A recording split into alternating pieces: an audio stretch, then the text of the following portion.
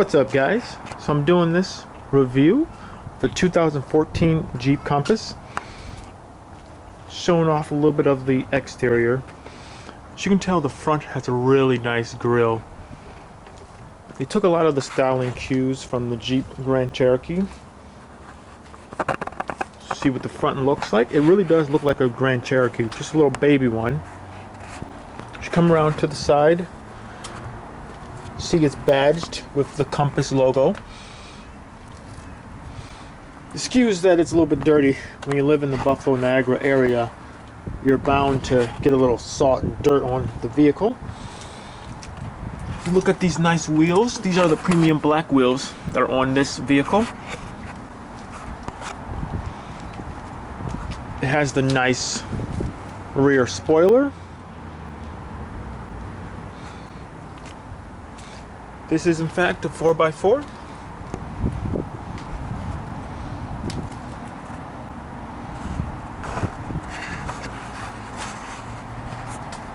Overall, it's a nice looking car.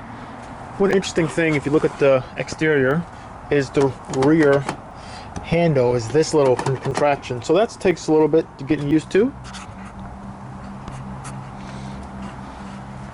Overall, in the height difference, it's a pretty decent size. You know, I'm 6'2", so I don't have the numbers offhand of how tall this vehicle is, but this is how tall it comes up. It's pretty easy for me to get in and out of it with my height, so it shouldn't be a problem if you're shorter either. But look at the roof. It does have this nice little roof rack system where you can actually hook in a crossbar if you wanted to. This is the key fob for the Jeep, so let's go inside, take a little peek. So the first thing you're going to notice while looking inside the vehicle, everything's kind of plasticky, typical Chrysler type of stuff. This is the sport model, so this is the low end. The seats are cloth, everything else is plastic. It's not, you know, the best quality, but it is what it is. You can see the controls on the side.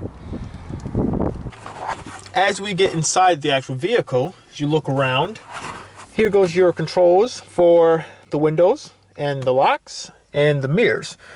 There's an auto driver's side window. All the others are just normal. I would like to mention that this radio was a aftermarket edition. It did come with the stock radio, this car, but my girlfriend, she really wanted Bluetooth. She really wanted a, you know, just a nice upgrade. So this is something that she got installed.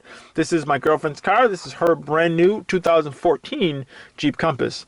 Let me start her up so you can see what she sounds like.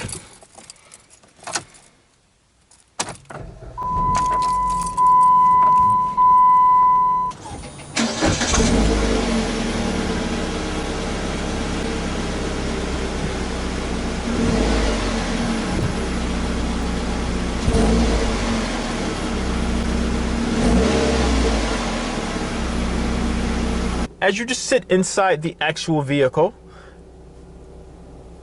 the sense that you get is everything's kind of basic, not necessarily in a bad way.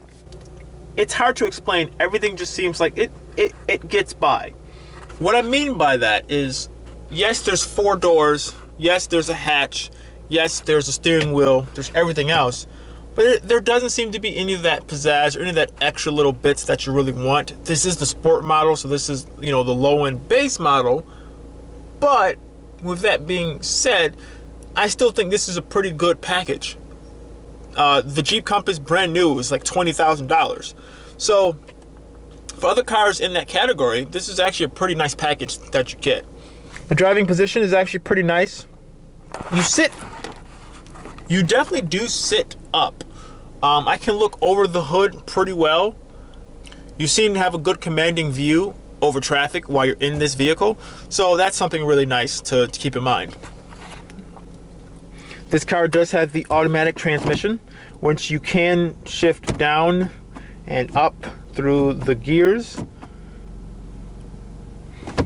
There's a neutral, reverse, park, obviously. If you also look down, there's the 4x4 switch. You just toggle it, and it goes on and off.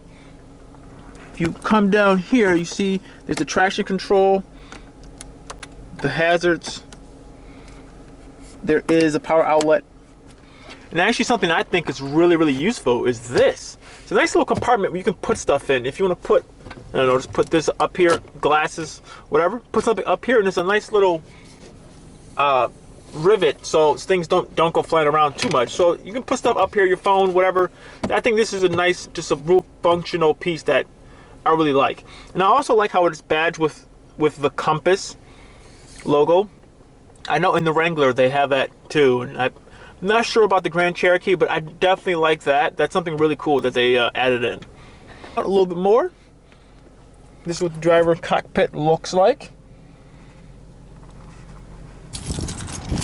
Alright, if we go to the back seat, once again, that different type of opening.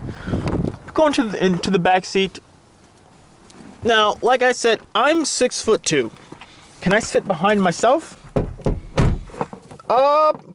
Yeah, actually, I can. It's not necessarily the largest amount of space back here. It's not the largest amount of space back here, but it does get by. I can at least fit back here. I'm not sure about fitting 3 people, which we're actually going to be doing later today.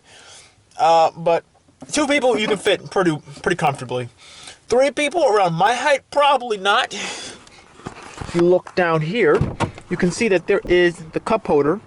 So that's a factor that you got to keep in mind. If someone's going to be sitting here, their feet's going to have to go on either side like this. But hey, if you need to have 3 people, you can definitely do it.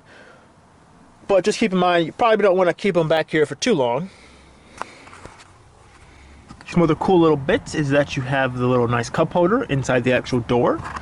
And the other last little thing I want to show off is the actual hatch, how big it is. This opens up. So there's a pretty decent sized hatch. These seats do fold all the way down. And underneath here is where your spare tire and everything else goes. So that's actually a pretty nice little feature. You know, most SUVs they do have that, but this is actually goes down pretty deep. So you can fit down your spare tire and a couple other little goodies if you needed to. So that's a nice little feature to have. And I also want to show off the engine bay. 2.4 4-cylinder. Show what this looks like.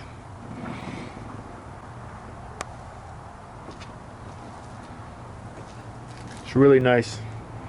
Everything's really clean. I mean, the engine itself doesn't crank out that much horsepower at all, but it does get the little guy up and going quick enough.